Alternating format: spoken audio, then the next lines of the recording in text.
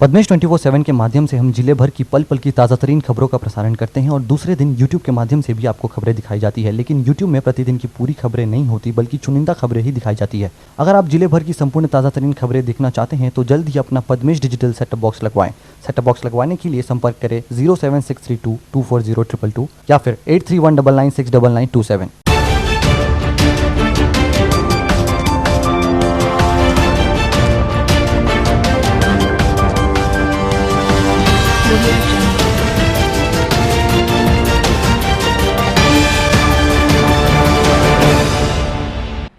नमस्कार, पद्मेश 24/7 में आपका स्वागत है। मैं हूं अर्चना मिश्रा। आगे बढ़ने से पहले सबसे पहले एक नजर आज की हेडलाइंस पर।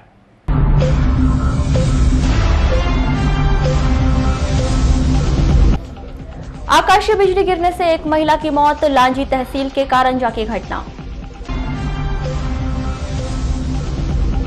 आयुष चिकित्सक और कर्मचारियों को भूला मध्य प्रदेश शासन, नहीं दिया कोरोना वॉरियर्स सम्मान। निजी अस्पताल में पॉजिटिव मरीज मिलने पर नहीं किया जाएगा सील, सैनिटाइज करके पुनः खोले जाएंगे अस्पताल। कोसमी में विद्युत पोल पर गिरी बिजली, 35 घरों की इलेक्ट्रॉनिक सामग्री हुई खराब। लालबर्रा की आशा कार्यकर्ता का रामपायली के बरबसपुर नहर में मिला शव। और अब खबरें विस्तार से। 7 अक्टूबर की सुबह अचानक हुए मौसम में बदलाव की वजह से कोसमी के वार्ड नंबर 9 में स्थित विद्युत पोल पर आसमानी बिजली गिरने के कारण क्षेत्र के 35 से 40 घरों की बिजली के उपकरण खराब हो गए। स्थानीय जनों के अनुसार सुबह का समय होने की वजह से कोई भी सड़क पर बिजली के पोल के पास नहीं खड़ा था, वरना बड़ी जनहानि भी हो सकती थी। जैसा कि मौसम विभाग ने पूर्व में ही 11 अक्टूबर तक जिले के भीतर बारिश होने की संभावना व्यक्त की है, उसी के अनुसार 7 अक्टूबर की सुबह अचानक मौसम में हुए बदलाव, गरज चमक के साथ बारिश भी हुई। इस बीच सुबह करीब 6:30 बजे कोसमी के वार्ड नंबर 9 में स्थित विद्युत पोल पर धमाके की आवाज आई। स्थानीय लोग स्तब्ध रह गए। जो लोग घरों के बाहर थे उन्होंने बिजली के पोल पर धमाके की आवाज सुनी। समय रहते घरों के भीतर वे चले गए।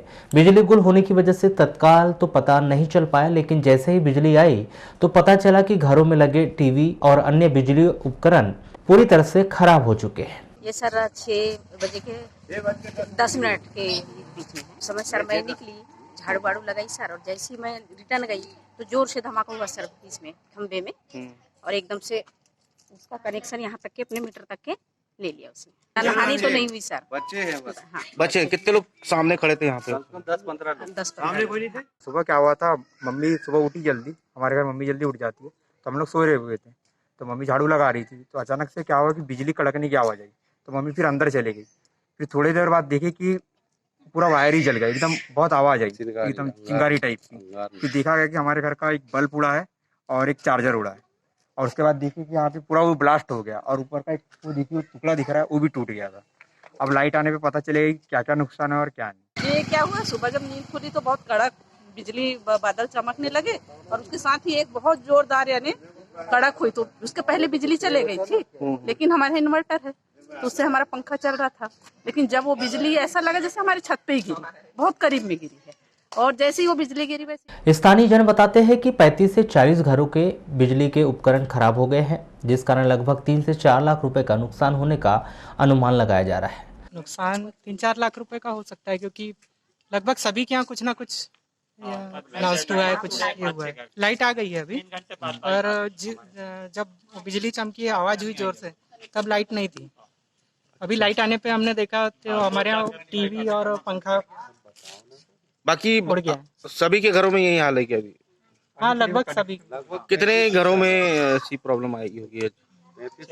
7-8 घर हो सकता। सुबह 5:30 बजे यहाँ पे बिजली कड़की और ये पोल में गिरी है, और यहाँ से चिंगारी टाइप की निकली। सब मोहल्ले में सब घूम रहे थे, और लगभग 35 से 40 लोगों घर के टीवी, सेटअप बॉक्स और लाइटिंग व्यवस्था पूरी उड़ चुकी। किसी के पंखे, किसी का फ्रिज, किसी का कूलर। अब अभी लाइट बंद है, लाइट आने पर और जानकारी मिली। आर्थिक नुकसान तो सबसे ज्यादा हुआ है, वो बाल बाल बचे। कितने लोग बचे हैं? कम से कम यहाँ पे 8-10 लोग घूमने जा रहे थे, सुबह घूमने जाते 5:30 बजे, और आंख के सामने देखते हैं। शहर के चित्रगुप्त नगर निवासी डीसी बेलवंशी लेखापाल आयुष विभाग के पुत्र जयंत बेलवंशी ने जेईई एडवांस की परीक्षा में 1974वीं रैंक प्राप्त की है। जेईई एडवांस की परीक्षा में सफलता प्राप्त करने वाले जयंत ने पद्मेश 24/7 से खास चर्चा के दौरान अपने भविष्य की योजनाएं कुछ इस तरह से हमें बताई। केंद्रीय विद्यालय भरवेली से हाई स्कूल और हायर सेकेंडरी की परीक्षा पास करने वाले जयंत बताते हैं कि परीक्षा कोई भी कठिन नहीं होती। हाँ, निश्चित ही इसे लोग कठिन बना देते हैं। शिक्षकों के मार्गदर्शन के अनुसार उन्होंने मन लगाकर पढ़ाई की और आज उन्हें यह सफलता प्राप्त हुई है। रैंक 1974 है, कैटेगरी रैंक है। तो ऑल इंडिया रैंक अभी आई नहीं है, पता नहीं क्यों। और पढ़ाई मतलब ऐसा नहीं था कि जो छुट्टियों में पढ़े थे, मतलब उसके लिए 2 साल से पूरा रेगुलर रहना पड़ता है, क्योंकि 2 साल का कोर्स अपन 1 या 2 महीने में नहीं पढ़ सकते। तो बस जो चैप्टर अपन को स्कूल कहीं पर भी पढ़ाते हैं, बस उसको प्रीवियस ईयर क्वेश्चन उसके करते जाना है और कॉन्सेप्ट पूरे क्लियर रखना है। बाकी कुछ नहीं है ऐसा कि बहुत टफ़ है, बस ऐसा बना के रखा है कि बहुत टफ़ एग्ज़ाम है। बस ये रहता है कि रेगुलर पढ़ते जाना है। जो चैप्टर अपन को स्कूल, क्लास, ट्यूशन जहाँ पर भी पढ़ा रहे हैं उसके क्वेश्चन घर में आके करना है और कम से कम एक चैप्टर के 50 से 60 क्वेश्चन होने चाहिए। जयंत कंप्यूटर साइंस से आईआईटी की पढ़ाई पूरी करने के बाद आईएएस अधिकारी बनना चाहते हैं। वे अभी अपने जूनियरों को यही सीख देते हैं कि शिक्षकों के द्वारा बताए गए हुए मार्ग पर चले। फ्यूचर में अभी तो कंप्यूटर साइंस से इंजीनियरिंग करना है, फिर आईएएस। बालाघाट से तो 2 बच्चों का हुआ है, पता चला है। तो उसकी रैंक 8,000 अराउंड है उसकी ओबीसी रैंक, और मेरी एससी रैंक है 1974। 2 साल कोटा कॉन्सेप्ट में सर थे श्रीवास्तव सर, उनके यहाँ पढ़े थे। तो वो मतलब पढ़ाई के मतलब 12th के साथ साथ आईटी का ही पढ़ाते जाते थे। फिर 12th के बाद अनअकैडमी से क्रैश कोर्स ले लिया था कि मतलब उस लेवल का, एडवांस लेवल का पढ़ने के लिए, क्योंकि उतने कॉन्सेप्ट कम हो रहे थे, मतलब जितने पढ़े थे क्वेश्चन थोड़े ज़्यादा थे। तो उसके लिए अनअकैडमी से लिया था, तो बहुत इफेक्ट किया था, मतलब 36 से 95 नंबर बढ़ गए थे। जयंत की मम्मी बताती है कि बहुत अधिक अनुशासित होकर वो पढ़ाई करता है। उसकी सफलता के पीछे उसकी मेहनत और केंद्रीय विद्यालय भरवेली स्कूल के शिक्षकगण के साथ ही कोटा इंस्टीट्यूट के शिक्षकों की बड़ी भूमिका है। उसकी रूटीन बिल्कुल टाइम चलती थी और मेहनत बहुत करता है। वो सेल्फ स्टडी भी करता है और सर लोग मोटिवेट करते रहे उससे। सब लोग केवी के सर हैं, कोटा कॉन्सेप्ट के श्रीवास्तव सर हैं, जैन सर हैं, राहंगडाले सर, दुलारे मैम, अग्रवाल सर, सभी लोग उसको मतलब हेल्प करते थे। तो अभी कैसा महसूस कर रहे बच्चे? अभी तो खुशी है बहुत कि मतलब बिना कोचिंग ट्यूशन के सेल्फ स्टडी से और थोड़ा सा क्रैश कोर्स ले लिया था उसने, तो अपनी मेहनत से वो मतलब इतनी अच्छी रैंक ला पाया है फर्स्ट एग्जाम में ही। 6 अक्टूबर को बैयर सामुदायिक स्वास्थ्य केंद्र में 2 लोगों की इलाज के दौरान मौत हो गई और शुरू हुआ उसके बाद चर्चाओं का फसाना, लोगों की कानाफूसी, जिसमें इस बात के दावे किए गए कि शायद यह दोनों मृतक कोविड पॉजिटिव थे। बावजूद इसके कि स्वास्थ्य विभाग ने बड़ी लापरवाही की, उन्हें सामान्य मरीजों की तरह परिजनों को शव सौंप दिया गया। यदि लोगों की बात सही है तो स्वास्थ्य विभाग की ओर से यहां घोर लापरवाही की गई है। यदि उनकी बात गलत है तो फिर स्वास्थ्य विभाग के द्वारा इन मरीजों के सैंपल क्यों नहीं लिए गए और क्यों नहीं इन मरीजों के सैंपल जांच की रिपोर्ट साझा की गई। जानकारी के अनुसार मलाजखंड और गढ़ी निवासी 2 लोगों की अचानक तबियत खराब होने पर 6 अक्टूबर को सामुदायिक स्वास्थ्य केंद्र में भर्ती किया गया। कुछ देर में ही दोनों लोगों को सांस लेने में तकलीफ सहित अन्य शिकायत होने लगी और मौत हो गई। वर्तमान समय में छींकना, खांसना और सर्दी तक को कोरोना से जोड़कर देखा जाता है। फीवर में ऐसे लोगों की जांच करवाई जाती है और इनमें से कुछ पॉजिटिव भी पाए जाते हैं। तो क्या जिन 2 मरीजों की मौत हुई है, क्या इस तरह के लक्षण नहीं थे? क्या उनकी जांच नहीं की गई थी? सूत्र बताते हैं कि जांच की गई थी, रिपोर्ट पॉजिटिव पाई गई, लेकिन आंकड़ों को दुरुस्त करने के लिए स्वास्थ्य विभाग ने यहां पर पूरे मामले पर पर्दा डाल रहा है। सामान्य मरीजों की तरह इन शव को परिजनों को सौंप दिया गया। हालांकि इस विषय पर जब हमने मुख्य चिकित्सा एवं स्वास्थ्य अधिकारी डॉक्टर मनोज पांडे से चर्चा की तो उन्होंने बताया कि इस विषय पर उन्हें जानकारी नहीं है। जल्द ही जानकारी ली जाएगी कि आखिर पूरा मामला क्या है। शिक्षा विभाग के निर्देशों के तहत कॉलेज में स्नातकोत्तर स्तर की कक्षाओं के लिए CLC द्वितीय चरण आरंभ कर दिया गया है, जिसकी मेरिट सूची भी जारी कर दी गई है। यदि छात्र 24 घंटे के भीतर इस प्रक्रिया में हिस्सा नहीं लेता है तो उसे अगले चरण में प्रक्रिया में हिस्सा लेना होगा। इस संदर्भ में शासकीय जटाशंकर त्रिवेदी महाविद्यालय के प्राचार्य डॉक्टर प्रवीण श्रीवास्तव ने बताया कि स्नातकोत्तर स्तर की ओपन श्रेणी की मेरिट सूची जारी कर दी गई है। छात्रों को इसकी सूचना स्थानीय स्तर पर और भोपाल स्तर पर दे दी गई है। यदि छात्र इस प्रक्रिया में 24 घंटे के भीतर हिस्सा नहीं लेते हैं तो उन्हें अगले चरण में प्रवेश प्रक्रिया में हिस्सा लेना होगा। देखिए, इस राउंड में जैसे विभाग के निर्देश हैं, समझ सीट जो खाली थी हमारे पास अलग अलग विभागों में, उनको सबको उन्होंने ओपन कैटेगरी में डाल रखा है। तो मेरिट उनकी हमारे पास भोपाल से प्राप्त हो गई है। तो जैसे आज पहले दिन हमारे पास 8 सीट या 12 सीट जिस भी विभाग में सब्जेक्ट वाइज खाली थी, उनको हम लोगों ने 12 बजे अपडेट कर दिया। इसका मतलब है कि उतने स्टूडेंट्स का नाम मेरिट में आ गया है और उनको 24 घंटे का समय है। तो यही हमारा अनुरोध है आपके माध्यम से, और चूँकि विभाग भी उनको मैसेज कर रहा है, और तकनीकी रूप से यदि ये बात सबको नहीं मालूम है कि उनका लिस्ट में केवल 24 घंटे के लिए नाम है, तो वो ऐसे केस हमारे पास बहुत से आ रहे हैं जो कह रहे हैं सर हमारा नाम निकल गया। रामपाली थाना अंतर्गत ग्राम पंचायत बरबसपुर डूटी वियर नहर से बुधवार को दोपहर 12 बजे 32 वर्षीय महिला राधा कुशवाहा का शव पुलिस ने बरामद कर आवश्यक कार्यवाही को अंजाम दिया। पुलिस से मिली जानकारी के अनुसार डूटी वियर नहर की एक फॉल कायदी होते हुए मेंढकी बरबसपुर लड़सड़ा की ओर निकलती है, जहां ग्राम पंचायत बरबसपुर में नहर में ग्रामीण जनों ने बुधवार को दोपहर 2 बजे एक महिला का शव पानी में बहते हुए देखा, जिसके बाद तत्काल रामपाली पुलिस को घटना की सूचना दी गई और ग्रामीण जनों ने पुलिस के पहुंचने तक लकड़ी की बल्ली डालकर शव को बहने नहीं दिया। पुलिस ने बताया कि बरबसपुर नहर में बुधवार को जब ग्रामीण जनों ने शव देखा, उसके बाद देखने वालों की भीड़ लग गई। साथ ही पुलिस को सूचना मिलने के बाद लालबर्रा, वारासिवनी, रामपायली, बालाघाट थाने में सूचना देकर किसी महिला की गुम सूचना रिपोर्ट तो दर्ज नहीं हुई है, उसकी जानकारी ली और फोटो से पतासाजी करने का प्रयास किया गया, जिसके बाद लालबर्रा थाना में सूचना मिली कि पांडरवानी लालबर्रा के वार्ड नंबर 18 निवासी 32 वर्षीय राधा सतीश कुशवाहा की गुम सूचना की रिपोर्ट दर्ज है, जो आशा कार्यकर्ता के पद पर पदस्थ थी। भरवेली थाना अंतर्गत बैहर रोड पायली गेट के पास मोटरसाइकिल ने साइकिल सवार को ठोकर मार दी। इस सड़क दुर्घटना में मोटरसाइकिल की ठोकर से गंभीर रूप से घायल साइकिल सवार की जिला अस्पताल में मौत हो गई। मृतक रामचंद्र पांचे 60 वर्ष ग्राम पायली निवासी है। प्राप्त जानकारी के अनुसार 6 अक्टूबर की रात 9 बजे रामचंद्र पांचे अपने गांव के हरिचंद पांचे के साथ अलग अलग साइकिल में धनसुआ से अपने गांव पायली जाने के लिए निकले थे। तभी पायली गेट के पास बैहर रोड पर बालाघाट की ओर से आ रही मोटरसाइकिल ने रामचंद्र पांचे की साइकिल को टक्कर मार दी। मोटरसाइकिल की जबरदस्त टक्कर से रामचंद्र पांचे गंभीर रूप से घायल हो गया, जिसकी जिला अस्पताल में इलाज के दौरान मौत हो गई। जिले के खैरलांजी थाना क्षेत्र में आने वाले ग्राम लावनी में एक युवक ने 14 वर्ष की लड़की को कमरे में बंद कर उसके साथ दुष्कर्म करने का प्रयास किया। घटना के बाद से फरार आरोपी रवि बोपचे के खिलाफ खैरलांजी पुलिस ने मामला कायम कर उसकी तलाश शुरू कर दी है।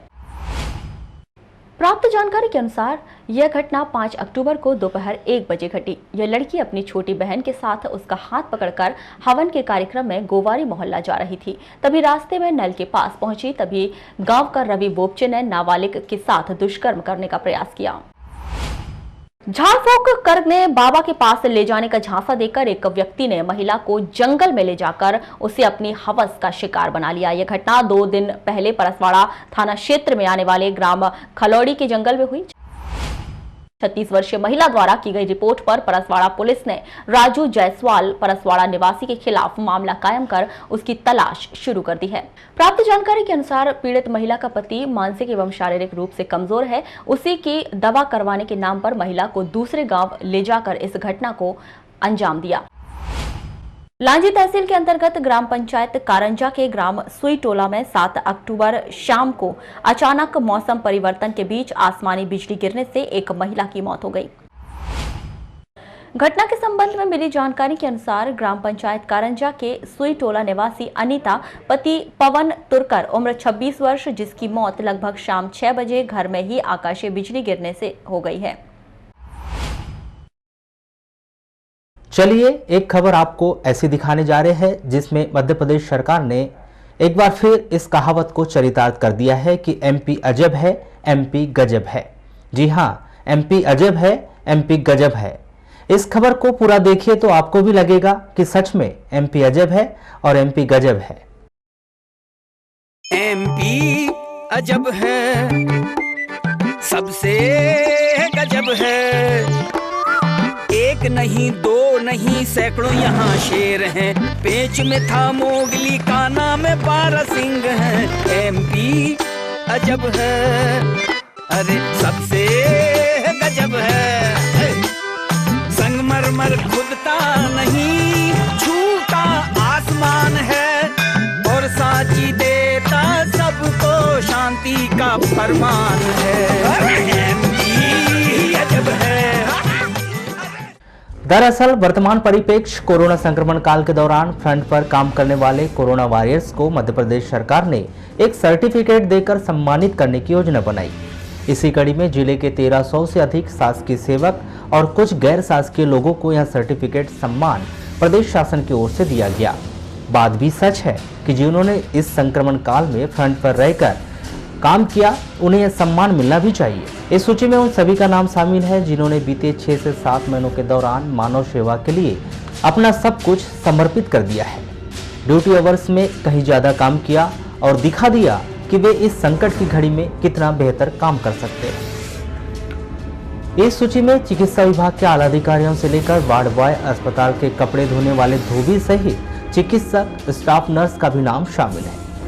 निश्चित ही इतनी देर खबर देखने के बाद आपके मन में विचार उठ रहा होगा कि सरकार ने जब इतना अच्छा काम किया है तो हम MP अजब है, MP गजब है क्यों कह रहे हैं। चलिए खबर को आगे तक देखिए, पूरी खबर देखिएगा तो समझ आएगा कि यह पूरा माजरा क्या है।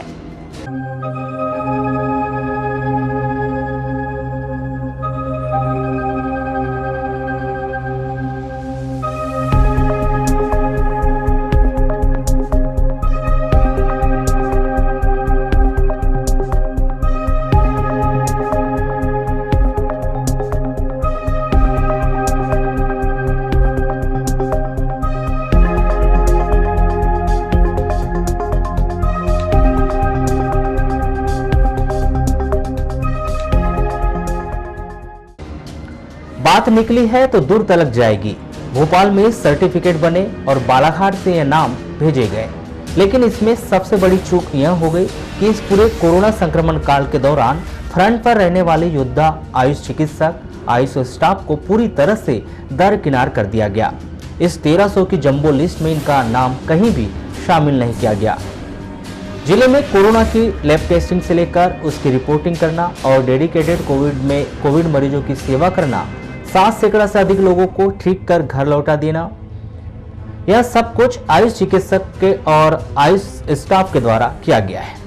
लेकिन मध्य प्रदेश शासन है कि उन्हें कोरोना वॉरियर्स ही नहीं मानती, इसलिए तो यह सम्मान उन्हें नहीं दिया गया।